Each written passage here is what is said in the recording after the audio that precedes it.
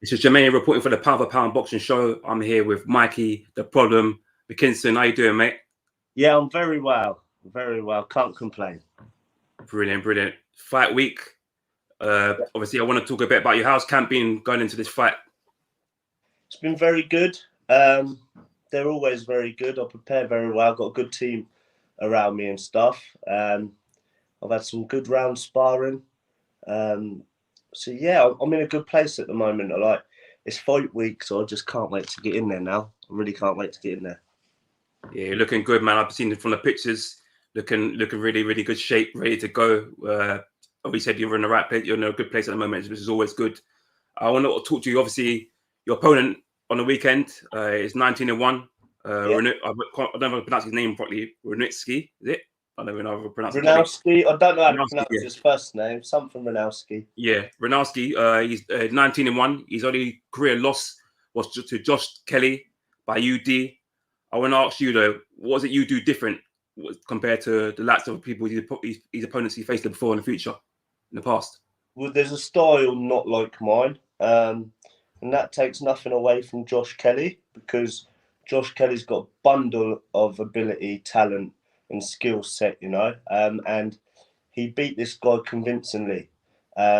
Did everything but stop him. He looked really good as well. So take nothing away from Kelly, but I'm a different kind of fighter to anyone, aren't I? Like my record and stuff. So I didn't really take a lot from the Kelly fight because he's bounced back very well since. He's coming off a couple of good knockout wins. He knocked out Soroka last time, I think, in 4 rounds. So it was a very good win. So he's going to be very confident. He's going to be confident in knocking me out like they all are. They're all confident in knocking me out until it's round 5, 6, and they're chasing the fight, and I've already won, So I'm really confident I can look good in winning this fight. But we're prepared for a very hard fight. Like, I see this fight, although the bookies have bottled it, put me as the favourite, big favourite. I see this fight as a harder fight than the Chris Kongo fight, in all honesty. So we're prepared for a hard fight, but we're ready for whatever he's got. Whatever he wants to bring, we are ready for it. Brilliant, brilliant. Let's talk a bit about your last fight. Yeah. Obviously, you defeated Chris Kongo in Gibraltar. We had an interview and you promised your fans, your Portsmouth fans, that you're going to bring the belt back. You did. How happy would you be with your performance that night? Everything I've said in my career so far, I've made come true. Like, everything's come true. And I promised my city of Portsmouth I'd bring that belt back. Not a lot of people in the boxing world gave me a chance, really. But I knew I was better than Chris Kongo. I just had to show it. I had an opportunity and I showed it, So it was a great win. Obviously, off the back of that win, I've signed a promotional deal with Matchroom. So I can't complain. I've had a real good 2021. Got a free holiday to Gibraltar as well, and now I get to fight in Eddie's back garden. So I'm having a good year. Like I said, I can't complain at all. Yeah. Let's talk about that, because it's been a good year for you. Obviously, if people followed your story from when you was fighting, no one wanted to fight you. You was a bit under the radar. You wasn't boxing full time. It wasn't your job. Now fast forward, now your career has completely changed. Now you're a full-time fighter. Got the sponsorship deals, fighting at Eddie's back garden. What a crazy couple of 12 months it's been for you. Yeah, I quit my job just over 3 years ago now, so I have been a full-time for a couple of years now. But to be fair, we had a terrible 2020. Like, everybody had a terrible 2020, and I was lucky enough that I've got a good management team in MTK that managed to get me out. Like, there's a lot of I fought in, I think, October, but there's a lot of boxers out there that didn't even get the chance to fight in 2020. So I was lucky. And then I was even more lucky to finally get my opportunity in February and for MTK to secure me that, that's all I needed. March. So I've had a good lockdown, really. You know what I mean? It hasn't really, although I would have liked to have had more fights last year, at least I fought. At least I'm active. There's a lot of talented fighters out there that ain't got that opportunity, and their careers have been on pause. So I feel extremely lucky. But, you know, being promoted by Matchroom now, like, I've earned it. It's not as if I got it given to me. I had to earn it the hard way, and we're finally here. We're finally here, and Eddie goes by the motto, winner stays on. The winner stayed on, you know what I mean? And I plan on staying here. But to do that, I've got to put in a good performance against Runowski. You know, not just win, but put in a good performance. Let's talk about Runowski. What dangers does he bring come Saturday night? I think he's very confident coming off 2 good knockout wins. He beat an 11-0 lad, I think, and then he beat Sirocco, who's obviously had some real good wins. So he's coming off two good knockout wins, so he's very confident. He thinks he's going to knock me out, but they all think that until they're missing thin air, punching thin air, you know. So I don't really focus too much on what he's got and what he's going to bring. I focus on myself, because I know a well-prepared Michael McKinson beats them all. And that's all I've been focusing on myself. Whatever he plans on bringing, I will be better. And that's the fact of it. What I notice about your fights, the way you fight, your style, is you can adjust to anything that comes your way. Yeah. And you can frustrate fighters. A lot of fighters who've come there, like the Chris Kongo fight, he looked very frustrated in that fight. You was just nullifying him, making it a very hard night for him, boxed very well, catching his shots, and in and out quickly. He couldn't really, in a way, close you down and get near you. That's your style. Is that the style you always look to bring every time you fight? It just proves I'm a smart fighter. Everybody labels me as a awkward southpaw, which I am. I'm an awkward southpaw, but I'm a smart fighter. There's a lot more to my ability than what people say. I'm not just that awkward southpaw. Like, quickly dissect the Chris Kongo fight. Everyone thought he was going to walk through me and knock me out, you know. And we went there, and I'm taking nothing away from Chris Kongo. He's a good fighter. He's highly talked about. I proved I was better. Not only did I outman him, I dropped him in the first round, and he ran for the rest of the fight.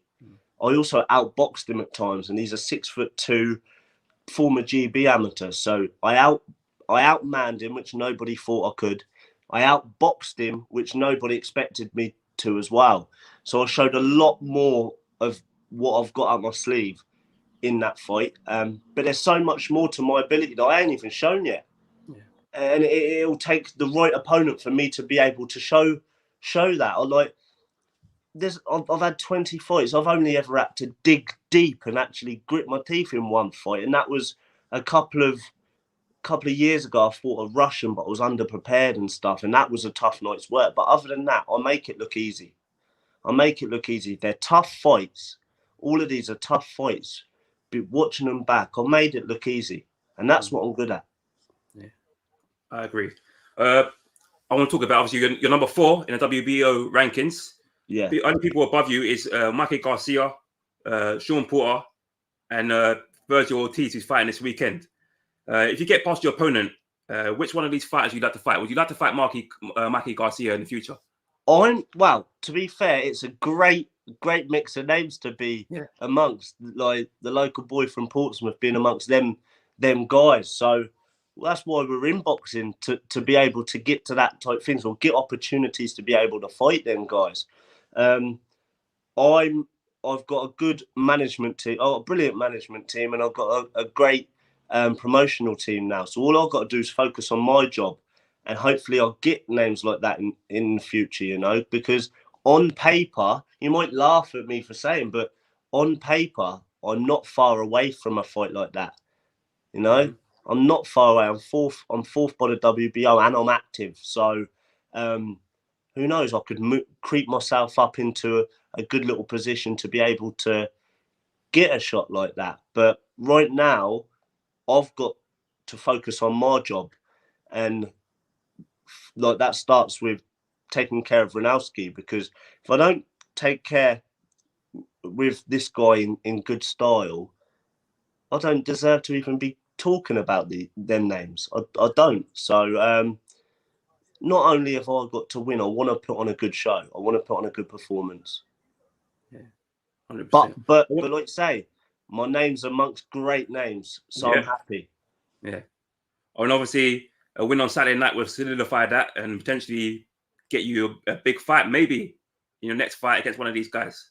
I would like a big name. I would love a big name. I had a bit of Twitter beef. Well, I've had quite a bit of Twitter beef over this year with Devon Alexander, haven't I? And he had a comeback fight last week and got beat by 11-2 lads. So that's gutting, because that would have been a fight that I would liked in the future. But let me take care of business, and then we can talk about what's next. I'd never look past an opponent, because every opponent's a tough fight. So I'm obsessed with Runowski for another, 4 or 5 days. Yeah. Take care of business on Saturday, eat some pizza, and then we can talk. Yeah. Okay. Obviously, Saturday night you're going to be fighting in Eddie Hearn's back garden. You're going to have first time. Obviously, you're going to have crowds back in a while. How good is it to be fighting back, and even though it's a small crowd, but fighting back in front of a couple of people? Yeah. So I have boxed without a crowd before in October, and it was a struggle.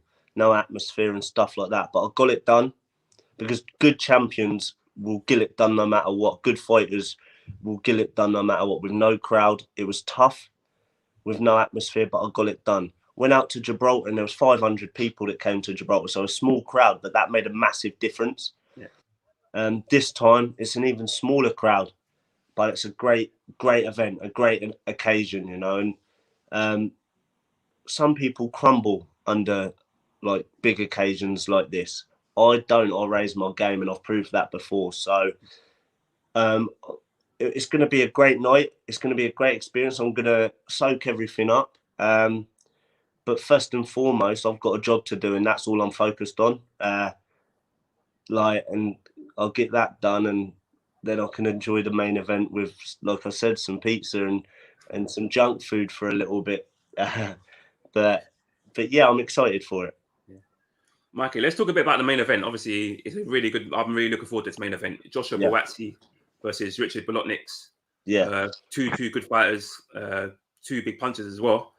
How do you see this fight going, in your honest opinion? In my honest opinion, I wouldn't write Bolotniks off, because he smashed his way through the golden contract. And to be honest, I didn't know who he was before the golden contract, but now I'm fully aware of who he is. Yeah. You know what I mean? I'm fully aware. Obviously an MTK fighter as well, so got to give him props for that. But I really do rate Bolotniks as one of our best up and coming stars. So although Bolotniks can cause him problems, 100% he can, because he's a handful. I'd probably back Bolotniks. Yeah. Because he's got the pedigree. And he hasn't really put a foot wrong, has he? He's looked awesome. Yeah, he has. I'm looking forward. When the fight got made, I'm actually a fan. I'm a massive fan of Bolotniks after the golden contract, and he's a great character. He's a character, and I became a big fan of his. Yeah. I'm a fan of them both, and when the fight got made, I was like, wow, what a fight that's going to be. What a fight that's going to be. I was the same. I'm a fan of Richard Bolotniks as well. I never heard much of him until I watched the golden contract, and obviously the final was a fantastic final as well when he won that by knockout.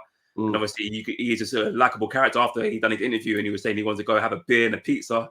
He's just a likable character, and obviously Joshua Povetkin is well loved over here in the UK. Very, very top fighter. It's gonna be a cracker. 100%. 2 of my favourite heavyweights. And that's not me. It's me not just saying it because I'm on their undercard. It genuinely is, and it's a real fan favourite fight, isn't it? In the fight camps, the free shows, there's been a lot of people that are like, oh, this fight. There's been loads of great fights made at the beginning, and a lot of people was talking about the Dickens and Galahad. I was more interested in the this one, Bolotniks, so hopefully it's lived up to what people are talking about. But I'll take care of my job, and then sit back with a pizza, like I said, and enjoy the rest of it. I don't know when I'm going to be on in the show. Yeah. Don't know when I'm going to be on, but hopefully I can catch their fight afterwards. Yeah. I want to talk to you about another welterweight fight that happened a couple of weeks ago, and it's for the British and Commonwealth welterweight titles between Essuman and Chris Jenkins. Obviously, Essuman won the fight by knockout. What do you think of the fight and his performance? I think he done what he had to do. He done very well. Props to Essuman, because now he's on the scene, isn't he? He's got them 2 straps. He'd done a lot of talking before to try and get fights. So he's called me out a couple of times, I think. But now he's got worth. He's got the British and Commonwealth. In my honest opinion, I think most welterweights would have beat Chris Jenkins on that night. Chris has been in some tough fights, and I think he was there to be beaten, in my honest opinion. But that doesn't take anything away from the new British champion. Well done to. Actually gave him a message. I gave Essuman a message saying, "Fair play, lad." Like, do you know what I mean? So now he's on the scene. There's lots of good welterweights. There's even good welterweights that don't get a lot of credit. Yeah. Like Liam Taylor doesn't get a lot of credit, and like he doesn't get his fair shout. Lewis Crocker's a good talent coming through. So, like if I sat back and looked at it as like a fan's point of view, what a great division! Like loads of great fights to be made. So, yeah, it's good that Essuman's now got some worth, and now he's got that belt. So fair play to him. And if he was to call you out again if you win and got get you through your final weekend, and he was to call you out again for British and Commonwealth titles, would you entertain that fight? Yeah, anything that's worth something to me, 100%, 100%. But like I did a lot of calling out before the Kongo fight. If you've seen me over the last couple of years, I haven't called anyone out since, because people know the answer is yes to anyone. Like the answer is yes, as long as it's beneficial towards me and my career and my life. 100%. Yeah.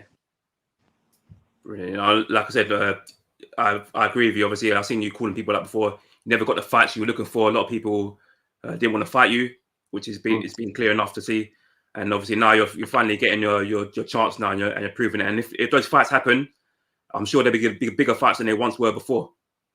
I don't need to call anybody out anymore, do I? I'm where I want to be. Target's on my back. The target's on my back now. So, because I'm not being funny, a lot of people dream of being in my position. Signed a deal with Matchroom, promoted by MTK, got number 4 in the world, like by the WBO. So a lot of people dream of being in my position right now. So finally, the target's on my back. I don't need to call anyone out. I don't plan on calling anyone out unless I need to. I take one fight at a time. I've got a tough customer to take care of on Saturday. Then whoever MTK and Eddie Earn, Matchroom, want to feed me next, they can get it. Yeah. Obviously, you're a fighter who's won numerous belts already in your career. You want to win more. I want to ask you, obviously, if a fight came to a fruition between you and David Abanesian for the European title, would you entertain that fight? Yeah, like I seen something that me and Conor Ben turned the fight down, and then there was an interview that came out, and then I spoke to my manager, and we've never been offered it, but I don't know why you're like saying that. Like 100%. Like I want big fight. I'm in this sport to put Portsmouth on the map, make my daughter proud, and and like earn a lot of money doing it. So, like, why not? Why not? But I don't want to talk about other names until after Saturday. Yeah. We'll do another interview, couple of weeks or something, and then we can have a more spicy one. I'm fully focused on Runowski right now, but people know me and know my character. It's never been no to anybody. Brilliant.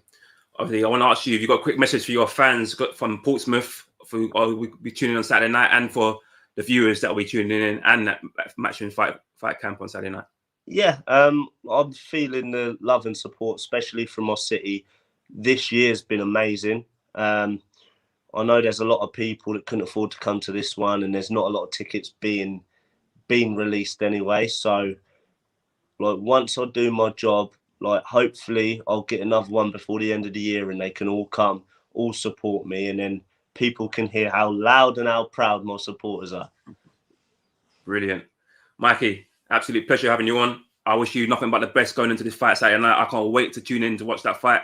I'm looking forward to it. So thank you very much for your time, and I'll speak to you again soon, champ. Brilliant, mate. Thank you very much. Thank See you you very later. much. Take care. Bye. Bye.